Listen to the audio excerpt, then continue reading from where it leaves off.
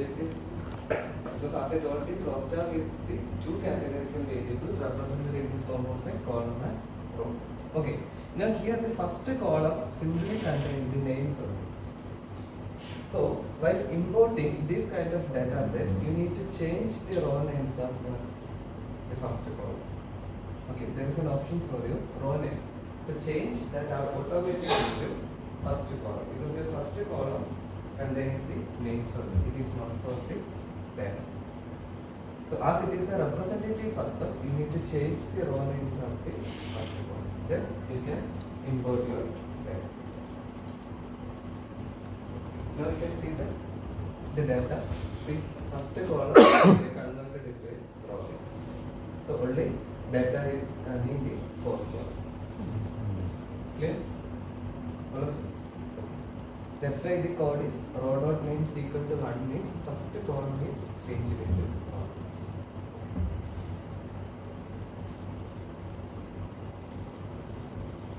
Now to perform the chi-square test, first one, we are attaching the data file. Now the function is chi_test.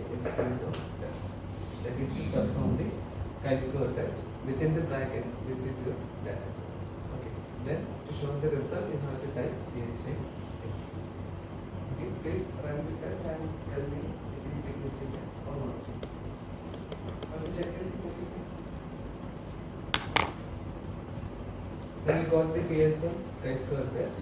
How to check the significance?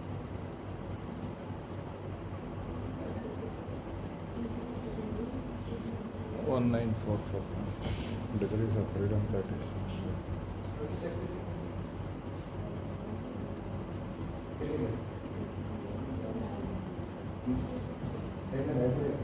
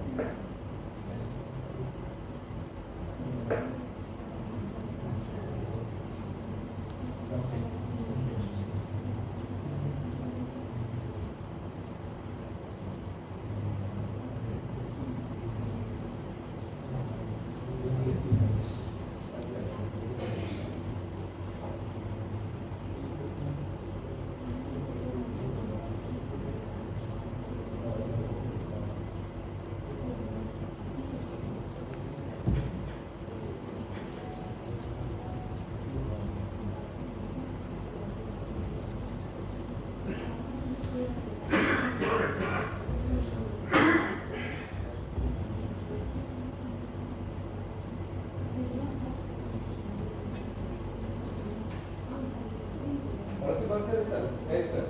Then tell me, it is significant or not? How to check the significance? The traditional method is look at the Value, P look at value. the P value. not p value. You have to look at the table value. That's the traditional way. But now the package will provide you the p value. What is the p value? P value. P stands for. It's a correlation. It's a probability value. P stands for probability. Okay. What is this? That's actually significant. Yes. How? We bought P value is very low. Very low. What is the cutoff value? 0.05. Exactly. So it should be less than 0.05. Then we call it as the test is significant. As it is significant, what next? Test of Null the hypothesis, hypothesis. accept or reject. Testing of hypothesis. Yes. So that is a very important point. As the test is significant, you need to reject your H1. Okay, that is accept H1. What was the null hypothesis? Your null hypothesis was there is no association between the variables. Now from the chi-square test, we proved that there is an association between the variables. So usually people will stop the analysis up to here because they will only say they are related. But my suggestion is you should go further. So what do you mean by these two variables are associated? How they associated? So that is a very important section. So in order to answer that kind of question, you have one beautiful analysis in R, that is residual analysis. For that you have to run the line 152. Okay, why we are running 150? Okay, before that, what is this function? Round. It's a round function. We usually call it as rounding the number means you have to reduce the decimal point. That's why they round the function. So round 2 means rounded to 2 decimals. This one is rounded to 3 decimals. So that's the function of round. Now within that, here is expected. What do you mean expected? Expected value. That is the expected frequency because the chi-square equation it is OA minus EA. OA is the observed frequency, EA is the expected. So why I am investigating expected means, remember the morning session I told you the expected frequency should be greater than 5.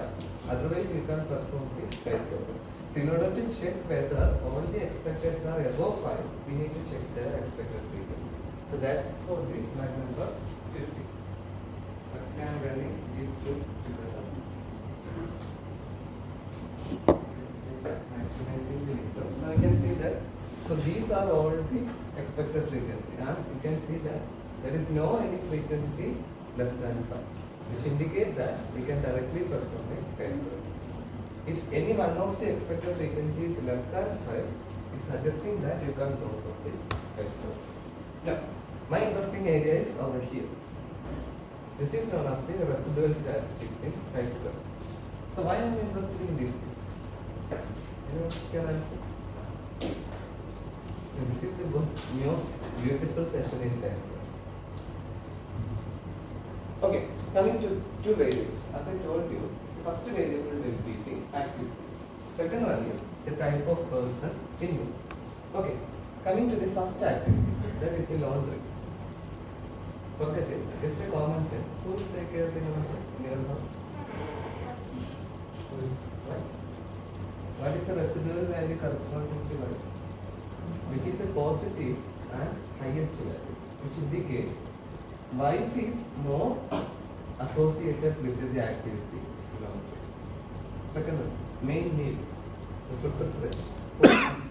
Women. Of course, it is right. Now, coming to driving. Maybe both or now you have to look at the value. In this case, it is alternative. Alternative means driving activity can be influenced by both male and female or husband and wife. Now, some repair, usually the maintenance of machinery work. Driving in considered level 5.46. So driving corresponding to the which one is highest husband. That is 8.1. No, you have to look at the positive highest. Driving corresponding to positive highest is best for the husband. 8.1. Which means husband is more associated towards that particular activity. Second one, it is the order. Okay, similarly, for each activity you can identify who is involved in or who is associated with that activity. So that is the beauty of this. Now your study has some meaning. Before you say that these two variables are related. So anyone can say how they are related. But this is how we say that how these two variables are related. So whenever you got a significant chi-square test, don't stop the analysis up to there. You have to further go to the residual statistics and check whether how each level is associated with the How can we export this data from past? No, you can sing also. How to Sing.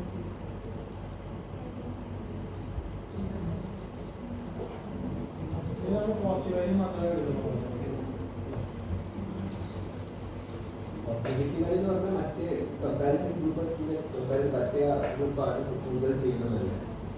So for easiness, we will keep the positive so that we ഈ രണ്ട് table നമുക്ക് export ചെയ്യുന്ന PDF ആയിട്ട് അല്ല അത് അല്ല ഇതില് jointly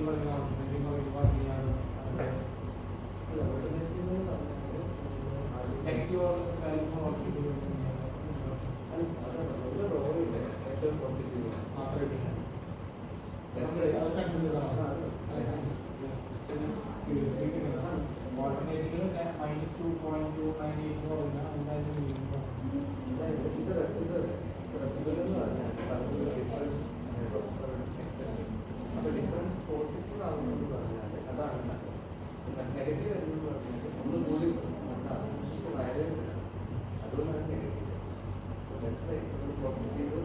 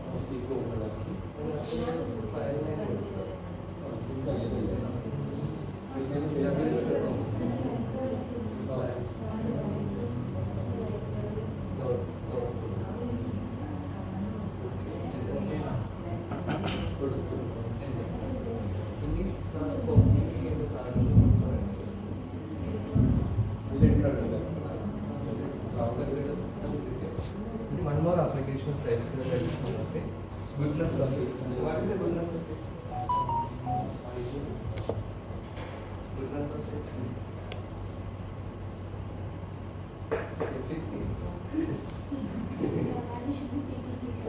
observed and expected to complete Okay, very good.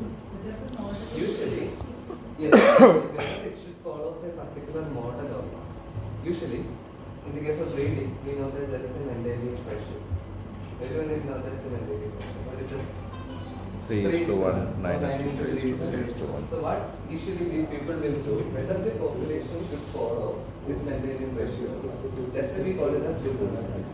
So how to perform this one is, first one, I'm creating two variables over here. First one is, one variable is red.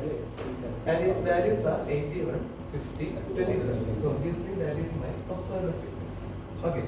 And so here the H0 is frequency of colors are equally common. So that's my assumption. Equally common means what? Equally common means their expected probability should be the same. So we know that total probability is always half. So here we have three different observations. So equal probability means each one having the probability of 1/3. Am I correct? So that's why this is my expected probability as 1/3, 1/3, 1/3. Now what I am checking here, whether the above observed frequency should follow the expected one or not. Okay. That's why I am using a chi-square test, alright? That is a variable I am defining, followed by P equal to C 1/3, 1/3, 1/3. Now you get the result. What's the result we got?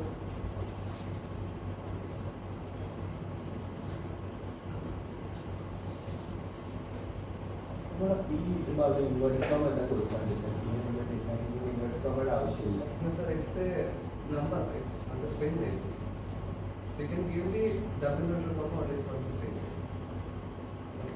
Now we got the p value, then significant, indicate, test it, test it. And the chi-square is significant or not? The significant, we have to reject the h naught as, what was my h naught? The frequency of colors are equally common, or they follows a common probability. But we reject the hypothesis that there is a difference in expected probability. Okay, that's the test of goodness of fit. But I have one doubt. Why the degrees of freedom is 2? 3 observations. Because 3 observation. In that context, what will be the degrees of freedom for previous example? How is that? So no one was asking about that question. But that is an important session. How to determine the degrees of freedom for test. Why I am looking for degrees of freedom? Is there any balance? No, a row is column and n minus row, so number of rows minus column, n though I remember. Okay, that is R minus 1 into C minus 1. That is row minus 1 into column minus 1. So why I am interested in degrees of freedom? Just on the table value. Definitely, we should look at the table value corresponding to that degrees of freedom. But here, the package will give you the p value, which means I am not at all bothering about the table value. Then still, I am interested in degrees of freedom. Right? Log value we have to check. That's about the expected degrees. That's not. If it is less than 5, we can take it. Otherwise, then how can you relay a result of the resolver package? It's a machine. You can't be think. So you are the one. You can think that the obtained result is correct or wrong. So this is a way in which we are checking that the obtained result is correct or wrong, because we know that it should be the degrees of freedom is R minus 1 into C minus. Result to the 1. Like what result we obtain will be aggregate number. If we have total, the degrees of freedom will be equal to that particular value. Exactly. So you should aware about these degrees of freedom and always check whether the package will gives you the correct degrees of freedom. N minus 1. That is in this case. Then if it is a contingency table, it should be R minus 1 into C minus 1. R is the number of rows, C is the number of rows. Okay, that's why you got the 36. Okay. In this case, we have 3 cases, so N minus 2 is 2. Now here, second one. Here also I took the same example, let 81, 50, 27. But here what is the difference? Here I am not assuming that the population should follow equally proportion. So I am converting it into 1 by 2, 1 by 3. And again I am checking whether now it will follow goodness of freedom. Okay. Next one is Fisher exact test. I think I mentioned it in the formal session. In which situation you recommend Fisher exact test? So remember the situation when the expected frequency is less than 5, you can go for a chi-square test. In that situation, you have to recommend Fisher exact test. SPC ചെയ്യുന്നത് automatically Fisher statistics മാറുമോ? They use the correction results. But here they won't go for the correction, so manually you have to change the analysis. Okay, the function is Fisher dot test. So here I am using how to learn it from Rx. That's why we know that there is a help function in R. So if you are not at all aware of a particular function, okay. So for example, in order to perform a Fisher exact test, the function is Fisher dot test. But I didn't provide you any code or all. Okay. So how will you learn? So in order to learn anything, you are not at all aware in R. Just go to the console. First you start with a question. Okay. Look at here. I am starting with a question because I am not at all aware of this function. Now which function you want here? So help required for the Fisher dot test. Okay. Please select it. Hit enter. Now R will gives you the help. Now you can see that the Fisher exact test is not the calculator, and they will give you all the description about those functions. Now The main interesting thing is at the end of this one, R will also give you a workout for the examples. Now in this case, they are also given with the data. So from this data, you can understand what is the role of this function. So this is how we learn a particular software. That's why from the beginning I told you, you don't have to by heart any code.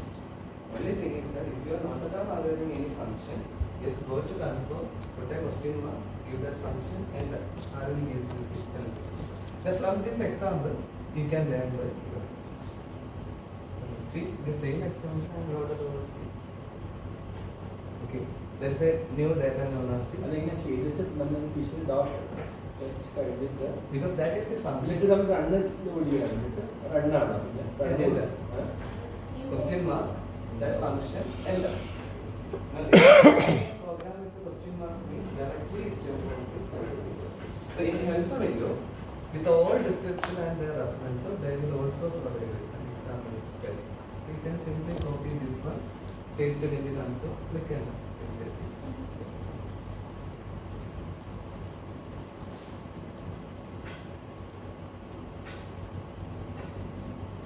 So that's about the square and the actually. So any doubts regarding the test? Any doubts? Okay. Next one, we will move further. Run test. What do you mean by run test? Say about a non-parametric test. Have you heard this test before? Okay. Okay. Have you heard about one sample test? In which situation we recommend one sample test? Before that, what is the difference between Z test and t-test? Okay. Usually, t-test is known as the small sample test. There is number of observation is below 30. Statistically, we call it as a small sample. In that situation, you can go for a t-test. That situation is a test. Okay. In t-test, again there are three types. There is known as one sample t-test, then two sample t-test. Two sample t-test is again two types. Paired t-test and independent two sample t-test. First, I am starting with the one sample t-test. The situation in which you recommend one sample t-test. Okay, what was the number hypothesis?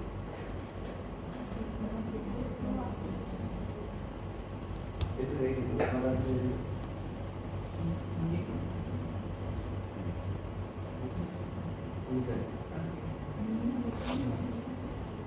remember, it is one sample t-test. So, in my hand, there is only one sample. Okay, only one variable in my hand. Then, what was your number hypothesis? Between? Between the observation.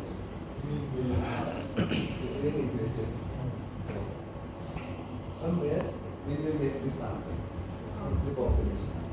So you are comparing it with the sample with the population. So that is a situation in which you recommend one sample t-test. So my null hypothesis is that population will is equal to the sample. Okay. Coming to two samples. In this case, from the population, I took two samples. So between two samples. So null hypothesis is x1 bar is equal to x2 bar. Alternative is not equal. But here there is a problem. If you have two samples in your hand, first you have to check whether these two are dependent or independent. You have to check it is dependent or independent.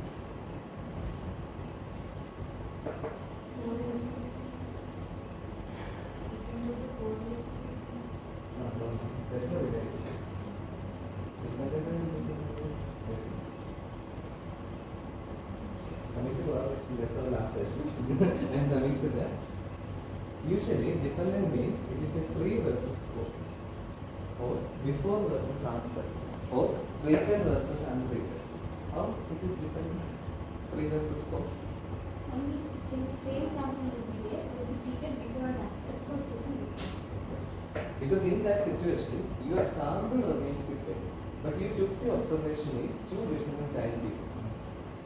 You got my point. Why it is dependent means your sample remains the same, or the respondent remains the same. For example, the Training analysis. awareness or the effectiveness of a training. So I I'm the person who attended the training. So before attending the training, what was my status? Sure. And after attending the training, what was the status? So the person remains the same. So that's why that become a dependent. Okay, otherwise it will be independent. Then corresponding to one sample t-test, the test in non-parametric is known as the run test. Okay. So in run test, what we are actually trying to do is we have to check whether each observations are independent or not. So that is the assumption of run test. So in this case, see the H naught is there is no randomness in your data. Which means all the observations are remains the same. There is no randomness. Okay. So alternative become there is a randomness. Okay. So in order to perform a run test, we need to use the library lowstat. So I need to call the library lowstat. Here I am defining a variable y. I am simply entering some values. So it can be your data. Now runs dot test. So that is the function for conducting a run test. And coming to the interpretation. Okay. Here p values greater than 0.05 test become no, not significant. It's above 0.05. So always keep this point in your mind. Okay, that is the cutoff value. Whenever you heard it as 0.05 less, means test is significant. Now it is greater means test is not significant. So what next? You are accepting H naught. What does your H naught? There is non-randomness.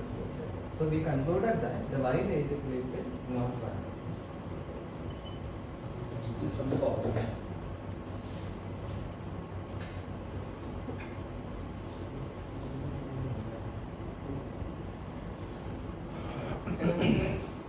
So far good? Is that okay? Yeah, okay, good. Now, as I told you, there are two types of t-tests, right? One is the dependent t-test, which is known as the paired t-test. Second one is the independent two-sample t-test. Now, the version corresponding to the paired t-test in non-parametric is known as the Wilcoxon-Sain-Rank test. This also got some other names like Wilcoxon match pairs test. So different names are there. The Wilcoxon-Sain-Rank test is a non-parametric version of your paired t-test. So whenever you create the term paired t-test means automatically comes to your mind that these two samples are dependent. That is the pair of observation. Okay. Now you have to define your H naught. Difference between the pairs are distributed symmetrically around the median. Why we are focusing on median, not the mean? Because it's a non-parametric test. Because it's a non-parametric test, we have to focus on median, not the mean value. Okay. Now I'm using the library mass. So call your library mass 10. There are different data sets which are available in R in order to perform the analysis. So one of that data is known as the IMM-ER data. So with the aid of that data, I am going to perform this Wilcoxon test. So that what is head command? In the morning session we did this head. What is the role of head command? It will display the first 6 rows of your data. So head IMM-ER means it will display the first 6 rows of IMM-ER. Then the function is Wilcox.test to perform the Wilcoxon test. Then y1, comma y2. You see the dollar sign?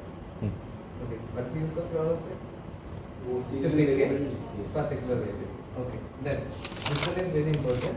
Paired equal to true, because which test you are going to run?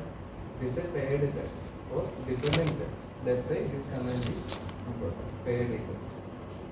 Now you will get the result for the Wilcoxon test. Wilcoxon t-test in it. Paired t-test in number. 80.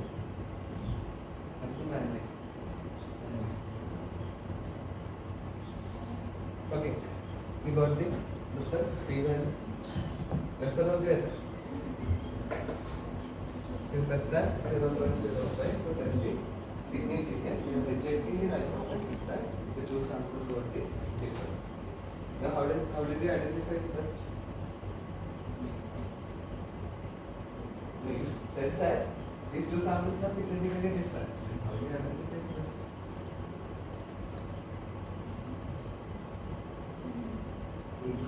Median value, based on median value. As you said that two samples are significantly different. Significant difference means they are not the same. So you need to identify which group will be the best. Based on a hypothesis. Your hypothesis was there is no difference and there is a difference.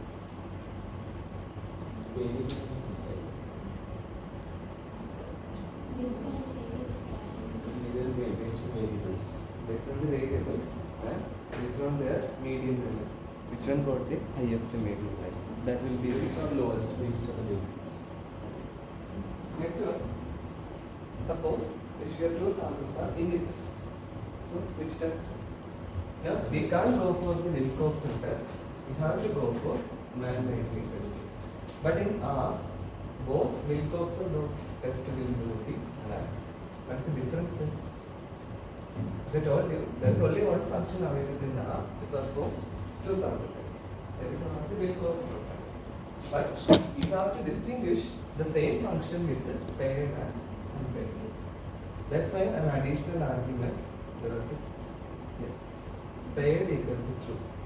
So if it was absent means which one? It will go for the man-made. So only distinguishable part is paired. That is exactly same for the t-test also. Have you done t-test in R? Yeah. The function is t-dot test. Okay, so t-dot test is to perform t-test in R. There also paired equal to true means paired t-test. By default, t-dot test means it is a t-test. Similarly here, Wilcox dot test paired equal to true will go for the Wilcox test. By default, it will go for the man-made test.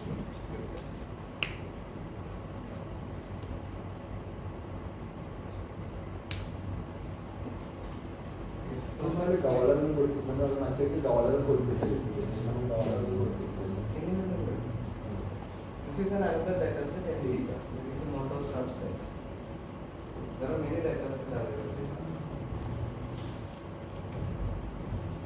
Can I move to next? So far good? Yes, sir. Okay, I am running out of time. Next time a little bit more faster. Okay. Now the very important thing, Pascal values test. Okay. In the parametric test, all of you heard about the test ANOVA. Okay, what is ANOVA? It's a test. Analysis of variance. Okay, it's ഇതിന് analysis. വന്ന് tax നിങ്ങൾക്ക് work ചെയ്യില്ലെന്നാണ് നമ്മൾക്ക് application തീരുമാനിക്കുന്ന exact ആവില്ല. ഒരു നേരത്തെ ആളുകൾ ആയില്ലാണ്. നമ്മളുടെ ഡെസ്റ്റിന് ശ്രദ്ധിക്കും. അല്ലെങ്കിൽ നമുക്ക്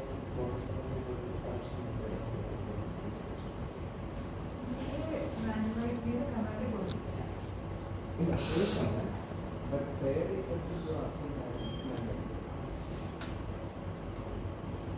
okay, so ANOVA, as you said, it is analysis of variance. What that is? What that is? ANOVA. So very famous person. Fisher. He was the father of statistics. Okay. So he introduced the concept of ANOVA for what purpose?